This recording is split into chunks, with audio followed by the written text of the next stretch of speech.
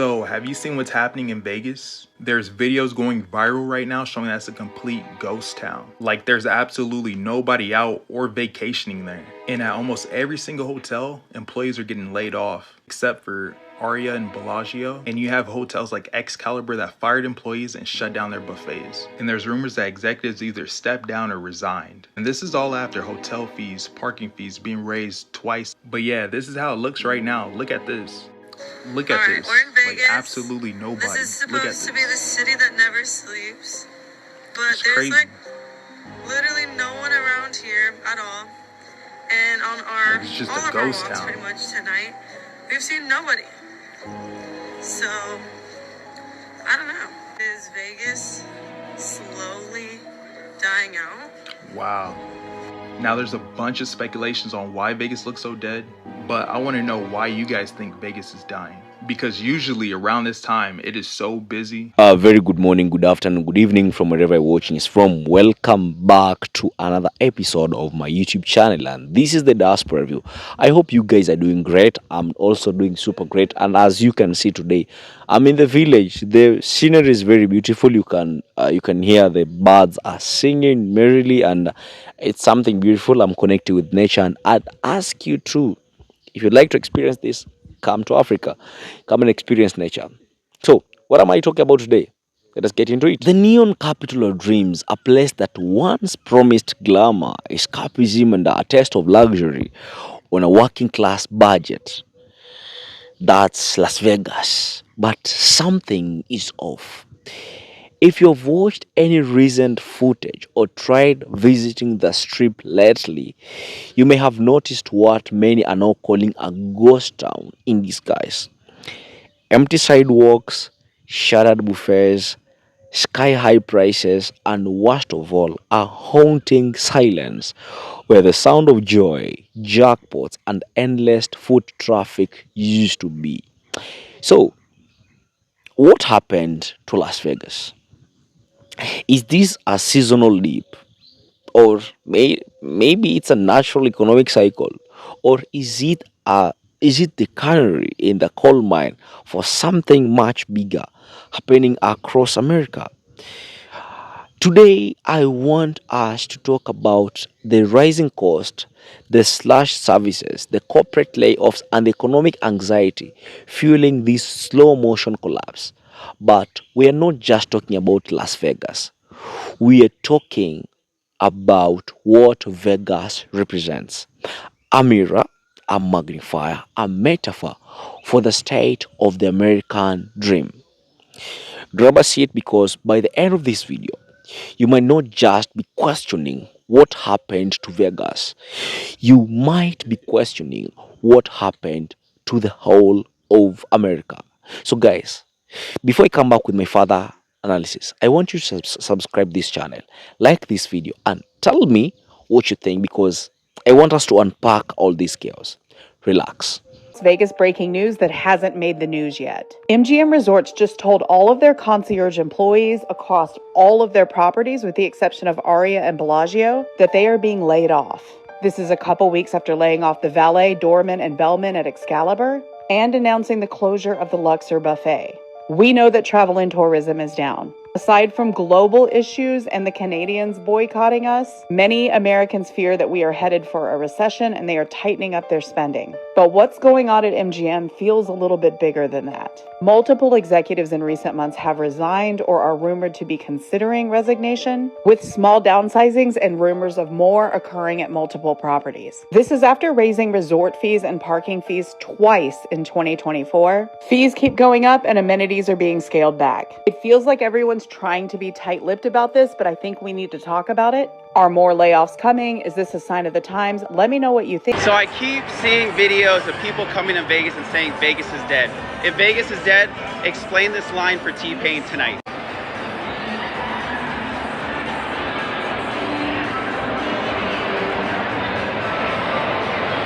So as we all know, I'm pretty sure a lot of you have seen the news about how Vegas is dying, specifically the tourist side of it. And obviously I'm not old enough to have had experience old Vegas, but by the sounds of it, from every person that I've talked to that's way older than me, it sounds amazing. Sounds immaculate. Everything was so cheap. But I am old enough to remember a little bit of it, of it being way cheaper. I was in high school, like maybe like, I don't know, like 6-7 years ago.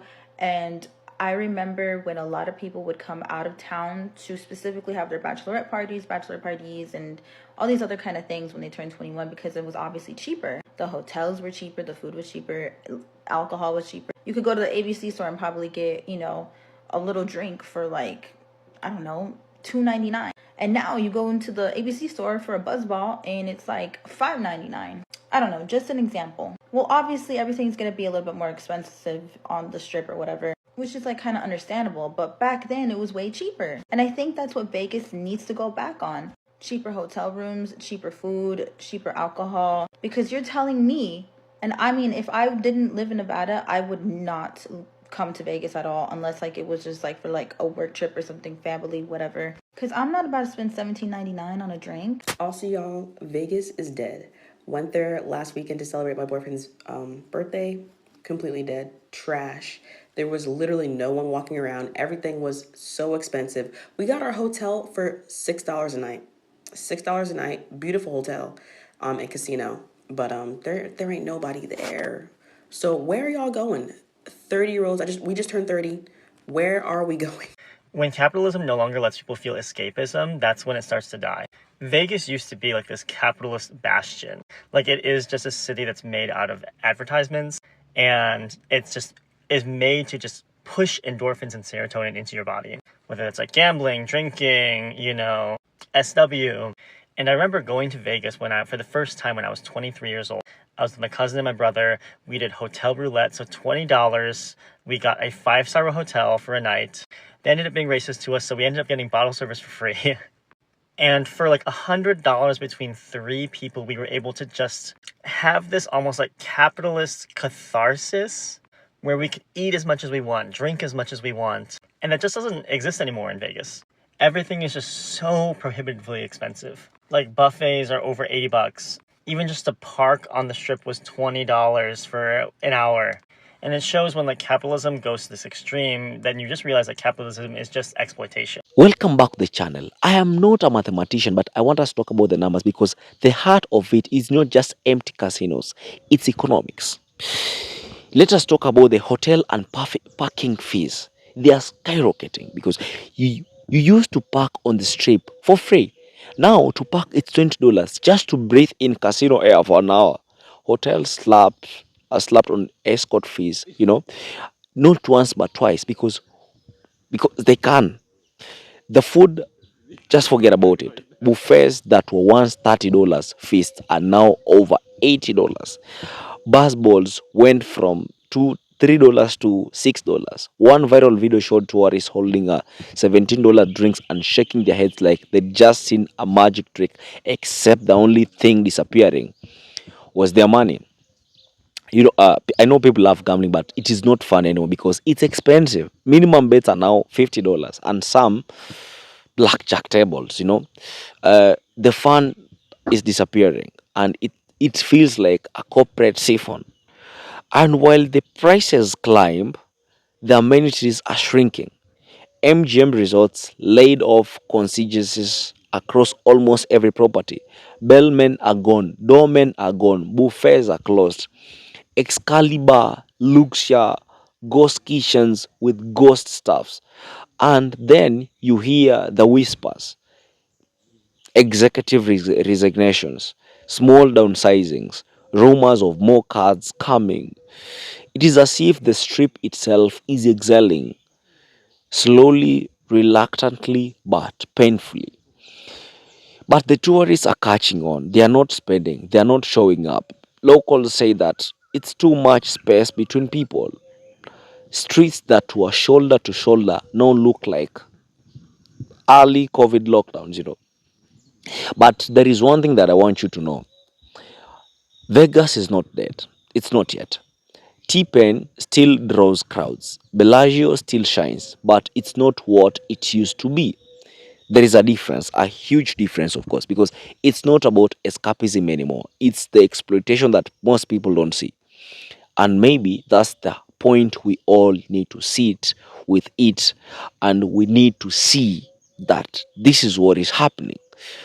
And there was a time when Vegas represented something sacred in the American psyche. It was not just a tourist destination, it was a release valve.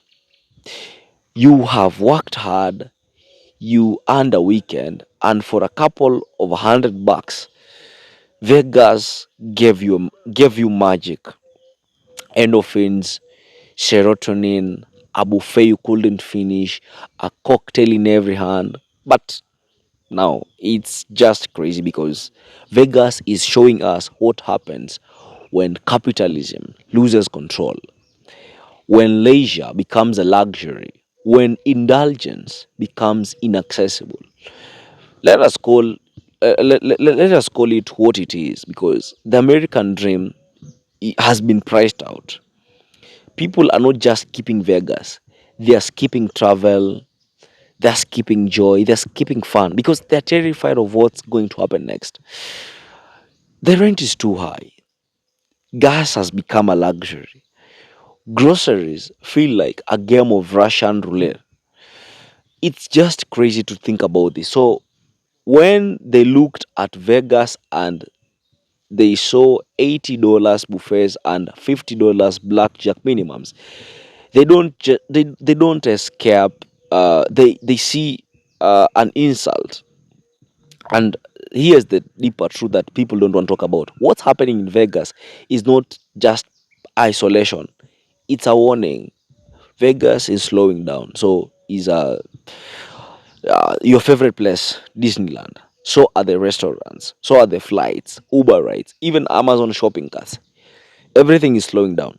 America is quietly, collectively tightening its belt, and Las Vegas is bleeding out in the spotlight for all of you to see. And this is not just about business quota. This is a structural collapse of the leisure economy. This is what happens when you take away value but you keep raising the price. And yet, there are still voices who say Vegas is not dead. I don't know what these people think, but do you think that Vegas is not dead from whatever I've told you? And you know what? They are not they're not wrong. Maybe they're right. Vegas will never fully die, but people will have to adapt, evolve, and maybe even find its way back. But after some time. But the real question is, when Vegas comes back, who will it come back for? Tell me in the comments. Will it be for the working class who built its legacy, or the elite who bought up its future? Because I don't know if it will return to offering the joy at a price the average person could afford, or will it become yet another playground for the top 1% elites while the rest of you, middle class, watch from the outside? Only time will tell us this. But if you ask me, I will tell you that the decline of Vegas is symbolic. It's not just economic, uh, but of a country slowly forgetting who it was supposed to be.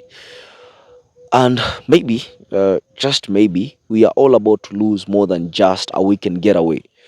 We are losing the last place that let us believe the dream was still alive. So I don't know if people are still going to be able to afford Vegas, but let me just stay optimistic and give you hope.